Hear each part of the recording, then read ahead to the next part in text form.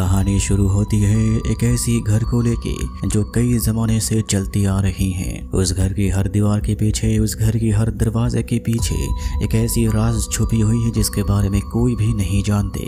और उसी राज को छुपाने के लिए उस घर में रहने वाले जो लोग हैं वो आस पड़ोस के साथ एक संधि बना लिए।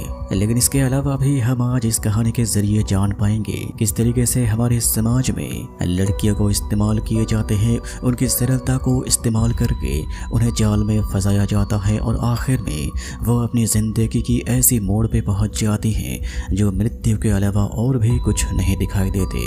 वो जिस खानदान के घर है उन्हें कहा जाता है देविल फैमिली। उसी घर में एक रोज रात को एक औरत उठ जाती है और वो काफी डरी हुई थी। इसके बाद वो औरत भी लोहे की रस्सियों को अपने गले में फांसी लगा के आत्महत्या कर ली। लेकिन यहाँ पे समझने वाली बात यह है वो औरत की नाम होती है एमालिन। वो आखिर में किस चीज से डरी हुई थी, इसी के बारे में हमारी आज की कहानी। ध्यान लगा के सुनते रहिए, आपको जरूर मजा आएगी। उस लड़की की नाम होती है एवलिन। उसके परिवार में कोई नहीं है। उसकी मॉम कुछ ही महीने पहले मारी गई हैं। उसके अपना के हिसाब से एक दोस्त है जिसकी नाम ग्रेस। हमेशा ही उसके साथ बातचीत करती रहती है और वो दोनों एक होटल में काम करती है वेट्रेस की। एक रोज वो लोग काम कर रहे थे और एक कंपनी वाले आते हैं अपनी प्रचार के लिए। वो लोग दरअसल ऐसे काम करते हैं इंसान के खून लेके जांच करने के बाद इस दुनिया में किस इंसान के साथ डीएनए मिल रही है उसी के जरिए उसकी ब्लड लाइन को पहचानते हैं। जैसे कि वो कंपनी वाले होटल में आई थी, इसीलिए अपनी कार्ड और अपनी सुविधाओं को छोड़ के गई थी। काम खत्म होने के बाद ही ग्रेस तभी एक पैकेज अपनी दोस्त एवलिन को देके कहती है इसके बारे में तुम अपने ब्लड लाइन्स को जान पाओगे। एवलिन उसी कार्ड को लेके अपने घर में चली आती है। घर में कोई नहीं, वो अकेली रहती है। एवलिन का बिल्कुल भी मन नहीं थे कि वो अपने खून को देके जाँच करवाए, लेकिन क्या ख्याल होती है वो खून को लेके सवेरा होते ही चिट्ठी पोस्ट कर देती है उन कंपनी वालों के एड्रेस पे। फिर एवलिन एक रोज अपने दोस्त ग्रेस के साथ बैठे बातें कर रही थी। उसी टाइम पे उसके लैपटॉप में मैसेज आता है जहाँ पे एवलिन देखती है उसकी ब्लड लाइन मिल चुकी है जो ताल्लुकात रखती है इंग्लैंड से और वो खुद रहती है अमेरिका की न्यूयॉर्क में, जिसका नाम ओलिवर, जो संपर्क में एवलिन की कजिन भाई लगता है। यहाँ तक कि वो ओलिवर ने एवलिन को मिलने के लिए भी बुलाता है। ग्रेस इस सब के बारे में मना जरूर करती है, लेकिन आखिर में परिवार के नाम पे उसके पास कोई भी नहीं है और अपने परिवार की आकर्षण के खातिर वो निकल जाती है ओलिवर के साथ मिलने के लिए। अपने परिवार की एक सदस्य के साथ मिलने के बाद एवलिन को बड़ी ही आश्चर्य होती है। बहुत सारी बातें होती है। यहाँ पे ओलिवर बताती है उसकी grandfather uncle Julius, uncle Alfred जो सबसे बड़े हैं, वो भी उनसे मिलने के लिए बेताब हैं। और आखिर में ओलिवर एवलिन को एक इनविटेशन दिए जहाँ पे उनकी परिवार एक और दूसरे परिवार के साथ बहुत ही सालों से संपर्क में है, देविल फैमिली। उस देविल फैमिली की बेटा का शादी है और उसी शादी को अटेंड करने के लिए ओलिवर की फैमिली को भी बुलाया गया। और हाल ही में एवलिन भी ओलिवर की फैमिली से है, इसीलिए एवलिन को भी इनविटेशन भेजा गया। ना चाहते हुए भी एवलिन आखिर में राजी होती हैं और वो जाके हाजिर हो गई इंग्लैंड में। एयरपोर्ट में ओलिवर आ गए थे उसे पिकअप करने के लिए। गाड़ी में वो दोनों चलने लगे, लेकिन ओलिवर उसे अपने खानदानी घर में नहीं ले जाते। एवलिन को लेके हाजिर करते हैं देविल फैमिली की घर के सामने, क्योंकि इसी घर में शादी होने वाली है। जैसे कि एवलिन उसी घर के सामने पहुंच जाती है और वहीं पे रसोड़े में काम करने के लिए 7 लड़कियों को लाए जाते हैं। एवलिन के साथ एक लड़की की टक्कर लग जाती है। जो चीजों को लेके जा रही थी वो नीचे गिर जाती है और उठाने के टाइम पे एवलिन के साथ वो 2 लड़कियों की बात भी होती है। एक का नाम दिया और एक का नाम इमोजिन। और इसी दौरान इसी घर को संभालने वाले मिस्टर फील्ड हाजिर होते हैं जो काफी रूढ़ स्वभाव की हैं। और उसी टाइम पे मुलाकात हो जाती है देविल फैमिली की बेटे मिस्टर वाल्टर के साथ। यहाँ पे एक बात बतानी जरूरी है, एवलिन को बिल्कुल ही बताई नहीं गई कि किसके साथ शादी होने वाली है। एवलिन के सामने जो लड़का खड़ा हुआ है मिस्टर वाल्टर, असल में वो ही सब कुछ चालें रची हैं। घर के अंदर प्रवेश करते ही मिस्टर फील्ड कहते हैं तुम इस घर के सभी कमरों में जा सकते हो सिवाय बाएं तरफ की जो कमरे हैं लाइब्रेरी, तुम वहां पे नहीं जा सकते। खास करके इवलिन के लिए एक मेड को ठीक करा गया, मिसेस स्विफ्ट, जो बहुत ही सालों से इसी घर में काम कर रही हैं। इवलिन अपने घर के अंदर जाके घर की सभी चीजों को देखने लगती हैं। दीवार में लटकाई गई एक फोटो को देखते ही पूछती हैं। पीछे से स्विफ्ट कहती हैं ये इस घर की मालकिन हुआ करती थी, नाम एमालिन, और वो हाल ही में गुजर गई। कुछ ही देर बाद उससे मिलने के लिए मिस्टर वॉल्टर आते हैं। मिस्टर वॉल्टर के साथ इवलिन काफी देर तक बातचीत करती हैं। इसके बाद इवलिन के साथ कुछ आश्चर्य घटनाएं घटती है, जैसे कि वो रात को सो जाती है और सपने में किस तरीके से एमालिन अपने गले में लोहे की रस्सी को डाल के आत्महत्या की थी। तुरंत ही वो नींद से उठ जाती है और अपनी आंखों को सामने फैलाते ही देखती है अपने घर में जो चेयर रखी हैं उसी चेयर में कोई बैठे हुए हैं अपने दोनों हाथ को फैला के। वो तुरंत ही रोशनियां जलाती ही देखी चेयर में कोई नहीं है।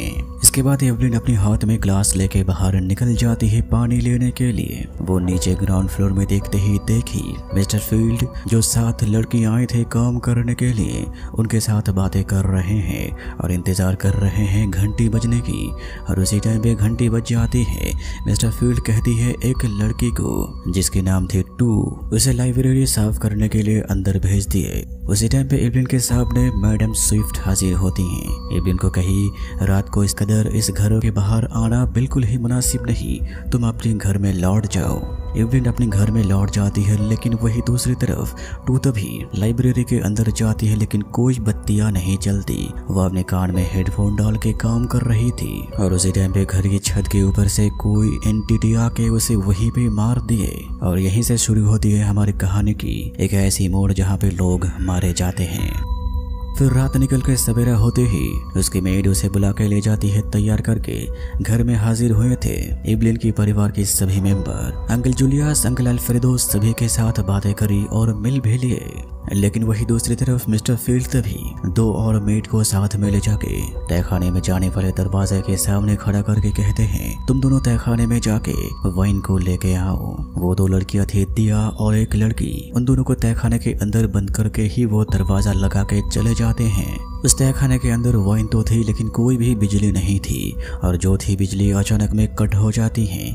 और उसी टाइम पे उन दोनों के पीछे एक ऐसी एंटिटी आती है जो अपने सर से लेके पाँव तक काले कपड़े से ढकी है और वहीं पे दोनों लड़की को मार देते हैं। महल के अंदर अंधेरे के अंदर इतनी सभी घटनाएं घट रही थी, लेकिन इवलिन को इसके बारे में कोई अंदाजा नहीं। उसके मन में अभी लड्डू फूटी है क्योंकि वो अपनी इंग्लैंड की रॉयल फैमिली में हिस्सा पा लिए। उसे अच्छी तरीके से स्वागत किया जा रहा था और जहां तक मोहब्बत की बात है, मिस्टर वॉल्टर भी उससे पसंद करने लगे थे।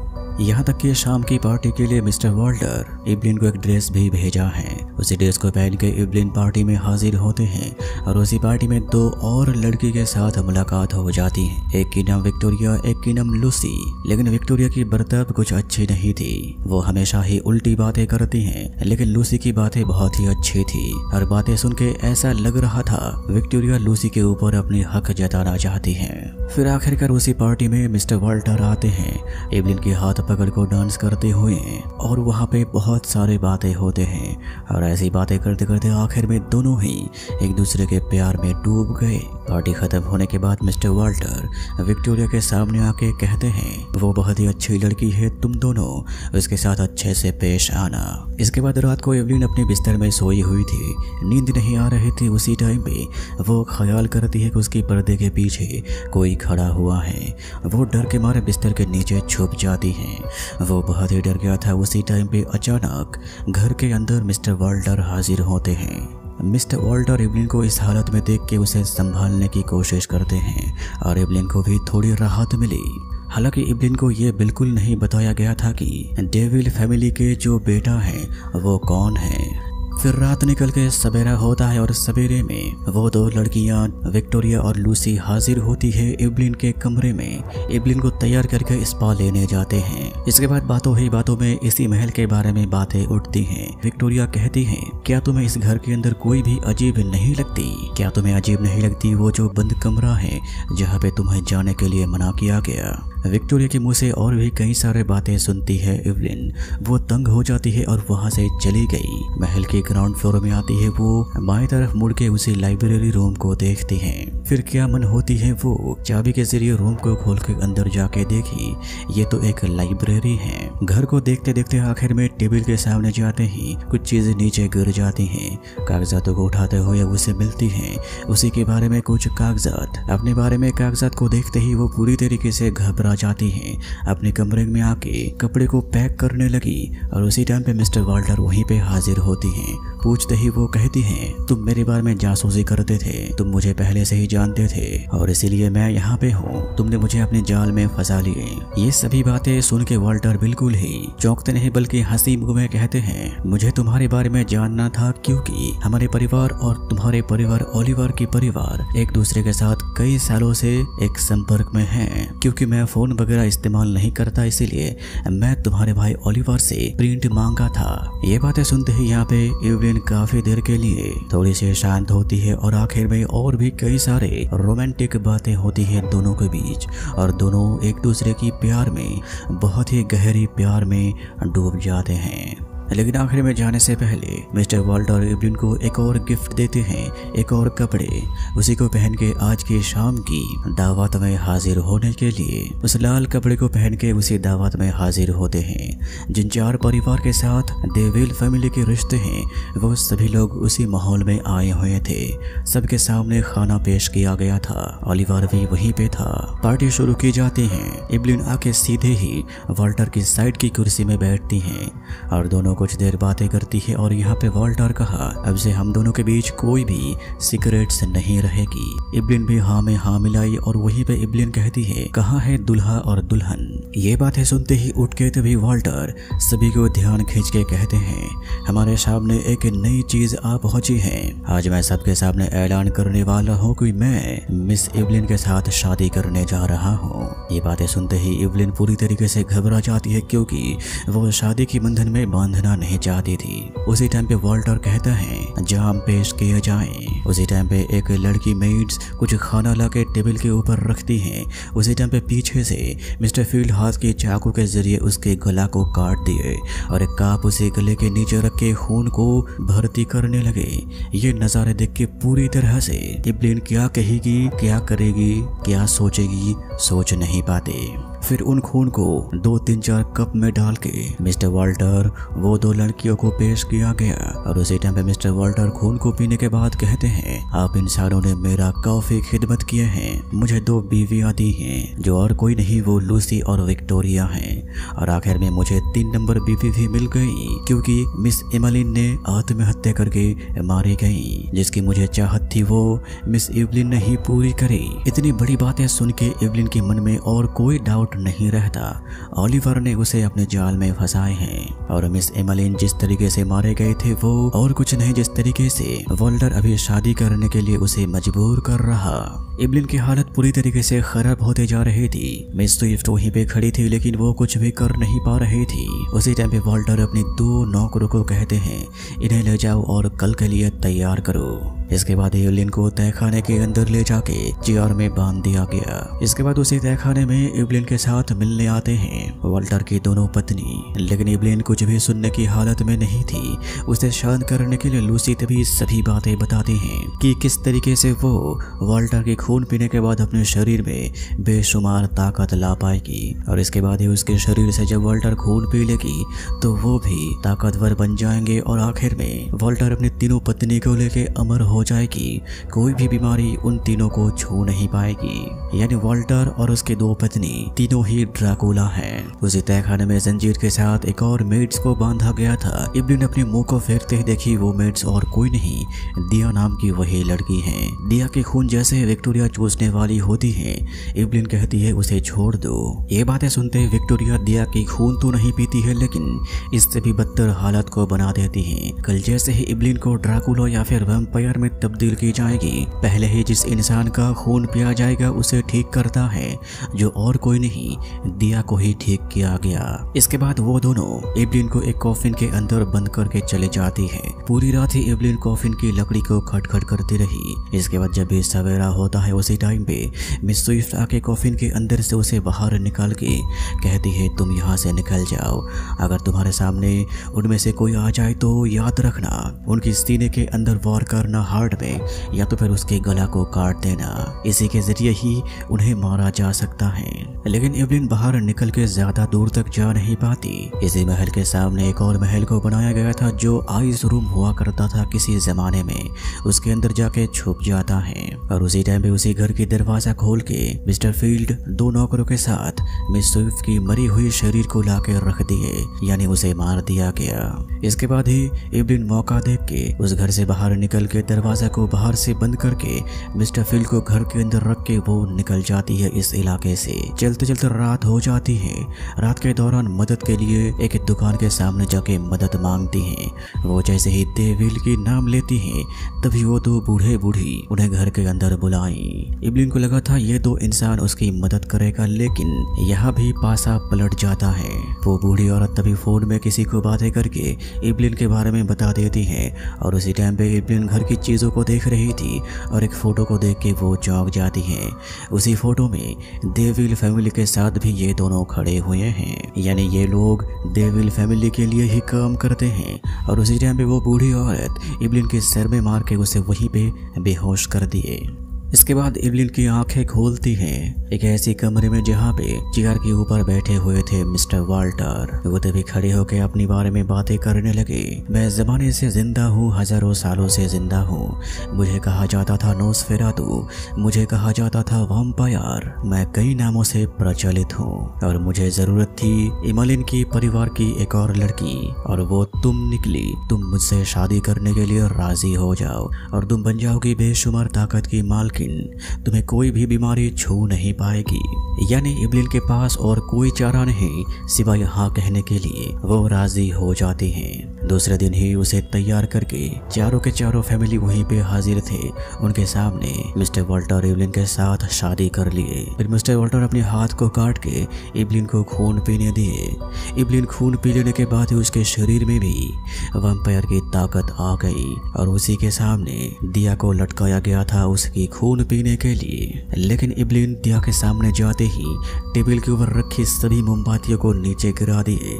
पर्दे में आग लग जाती है और उसी टाइम पे जैसे ही मिस्टर वाल्टर ऊपर जाता है तभी एवलिन एक नुकीली चीज को लेकर सीधे वाल्टर की सीने के ऊपर घुसा दिए। ये नजारा देखते ही सभी वहाँ पे जो मौजूद थे वो लोग भाग जाते हैं और ओलिवर भी।